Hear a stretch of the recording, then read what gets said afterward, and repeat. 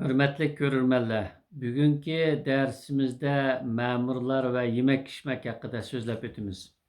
Memuriyette hizmet kılgan reistin tatip ta tazlık hizmetçisi boğallarının hemmisinin insanlık hürmeti okşaş, insanlık derecesi okşaş buldu. Fakat hizmetteki tahsimatınınki orunun okşamaslığı tarafından bula üstün tüven dep ayrılmaslık lazım. Hemmisinin gururu ve insanlık vicdanı şundakla ulanın kıymeti okşaş buluş lazım. Memuriyet elbette bir qatar alaylıkları bilen başka saha ve kişilerge qaraganda bir öz ve yeni alaylıklarını aldığımızga taşlaydı. Aldı bilen memuriyet, ma'lum intizam ve iş kayıtları bilen alaylangan buludu. İkincisinden memuriyette katlam, vazife ve kayıtlarına ait iniq buludu. Üçüncüden memuriyette devletinin, rayonun veya şu orundaki maddi imkanları köp boğaşka memuriyette asasen kibir ve musabaka ihtimali her zaman görünüp durdu. Onundan başka memuriyet kişilerin hakkı ve hukuk aldıda intayin zil bir orunda turduğun bir şerait bulup xuddi yiptin veya ki ağamçıdan ötkenge okşaş intayin dikkat bilen vazifeni icra kılışık doğru kelidi. Çünkü kişilerin belgen beci, kılgan töhpisi, tergan etizi, işlegen zavodi ve okugan kitabı arkalık memurlarga intayin zor haklarını yüklegen buludu. Memurlar halkniki hakkını yeviliş veya ki hakkıgı tüşlük, vazifesi tüşlük iş kılmaslık memurlarga nispeten intayin çoğun vebal ve cık bir vazifelerini, töhmetlerini artıp koydu. Şunun için memurlar özünün ornuğa, vazifesiga köygen özü meşahit yoki rahatigi tüşlük iş kılış lazım. Memurlar her zaman özünü halkının çakırı, jigen tamıkının hakkını töyleydigan bir vazifekar dep his kılışı lazım. Şaraitlar tüpeydin tabi başka sahadaki kişilerge nispeten memurlar devletniki bazı yaxşı şaraitlerden berimen boğaşka bulada tabi halda bir kısım bipervarlık, sel qaraş ve kibir şekillenip kılışı mümkün. Ve yakunmasa haqqanç tirişip işleyen takdirdimi başkalar ulanı tabiilam rahatga berilip ketdi deb tanqid qilishim mumkin. Endi memurlarniki mushu umum alayliklar ichida tabiilam yemek içmek jihatdan ularga bo'lgan muomala ko'z qarashimizda ba'zi alayliklar o'tirg'a chiqishi mumkin. Devletning sharoitlari tufaylidan yoki shu mavqe mansabniki qoidalari sababidan memurlar yemek içmek jihatda balkim boshqalarga nisbatan mo'l ve qoidalik ve bekorlik bo'lishi mumkin.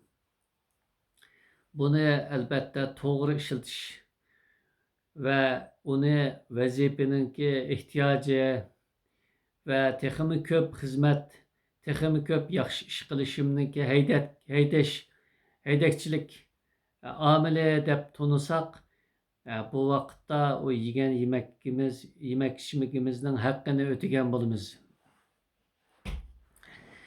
Undaq qilmay bu manga kelgan sharoit, manga kelgan bir payda deb qarab bo'lishcha yeb ichib kechilab o'ynab yursa Elbette her türlü kan tomur kasallikleri görülüşü mümkün. Onundan başka memuriyette herkessizlik asas orunda boğaşka bedendeki madde almışının kıyınçılıkla yoluqışı tüpeyildin yine okşaşla kan tomur kasalligiga yaqinroq bo'lib qolishi mumkin. Shuningga ma'murlar 3 vaqt az suyuq salang tomoq iste'mol qilishi, her 2 soatda bir 10 minut sirtqa chiqib, qisman yengil harakatlar bilan o'zini bir tozalashi, yaxshi havolanishi, 3 vaqt yemak ichimligida bir qatim go'sht bo'lishiga kafolat qilish bilan qolgan vaqtida meva, har xil dalliq yemekliklar, dalliq ziraatlarning ve yoki bo'lmasa qora oshliqning tomoqlarini iste'mol qilishi, agar xizmat sababi bilan bak kech qilishga to'g'ri kelsa, azroq sharoit bilan shu ish o'rnidan yengil bir choy non bilan o'tkazib kechlik tomoqqa hisob qilishlari lozim. Bir qism ma'murlar ish vaqtining uzrab ketganligi sababidan kechlik tomoqini qachon ishdan tushgan vaqtida shu chog'da to'plab yeyish orqali o'ziga ziyonkashlik qiladi. Bu to'g'ri ahvol emas. Masalan, ma'lum sabablar tufaylidan 9-10da ishdan tushishga to'g'ri kelgan vaqtida 6 bilan 7 atrofida shu ish o'rnida non, pechine, choy, qaynoq suv bilan kechlik tomoqini hisoblab, shuning bilan rozi bo'lib ketishlar lozim. Hech bir zaman kechlik tomoqni cho'qim to'liqlash, cho'qim o'zi shu kuni buni yerga keltirish degan qoida yo'q.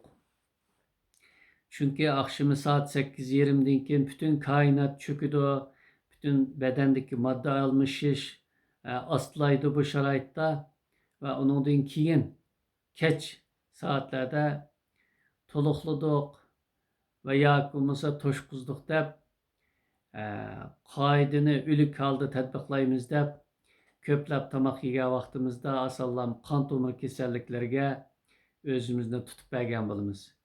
Ve bu adet bir qatim, 2 qatim bo'lmay, bu kechlik tomoq yeyish odatlanib ketsa va yoki ziyofat o'ltirishdan qaytolmaydigan bechoralikqa tushib qoladigan ish bo'lib qolsa, bu kishi umuman dunyoning eng kambag'al, eng martabasiz, eng o'zi kasalchan odami deb e'lon qilishimiz mumkin.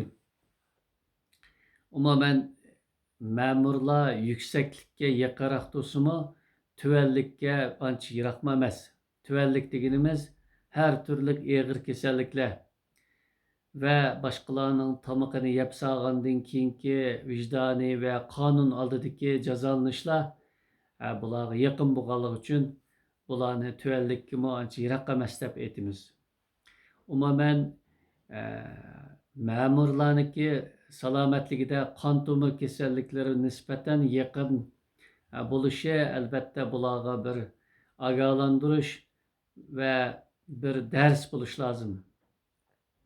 Dünyadaki çirkinlikler ve meynetçiliklerin içindeki en çoğu kibir ve kopallıktan ibaret. Sizni müşahede keltügüne eçikkine elbette halkının iradesi veya ki sizinki üstünüzdeki memurun sizge kılgan bir iltifati yoki yaxshiligidan shu yerda bo'lgan bo'lishingiz mumkin. Buni her zaman unutmaslik, sizga vazifa bergan kishiga her zaman vafo bilan ko'z qarashingiz, sizni saylagan xalqniki kutgan umidini her saniye, her minutda esingizda tutishingiz ve ma'muriyatni her zaman hisob berilishi muqarrar bo'lgan bir maqom deb o'ylashimiz lozim. Elbette yemek içmeklerdimi bu kişilerin kaidelerge, amal qilishi, kibr, huquq va yoki qo'lidagi imkon bilan badaniga zo'migarlik qilmaslik lozim. Badani u kishining amal mansibini tonimaydi. Badan amaliyotda u kishiga berilgan bir omonat. U o'zining huquqiga, imkonlariga tayanib, badaniga ko'plab go'sht, yog' va miqdoridan oshgan tomoqni yuklagan vaqtda bir kuni bu kishini badan bu kishini u mansabdan, u obro'dan yerga yiqitishi mumkin. Ya'ni salomatligida chatoq chiqqan kishining mansabi, rohati hech nimaga arzimaydi. Uning pulisi hech nimani qutqizolmaydi.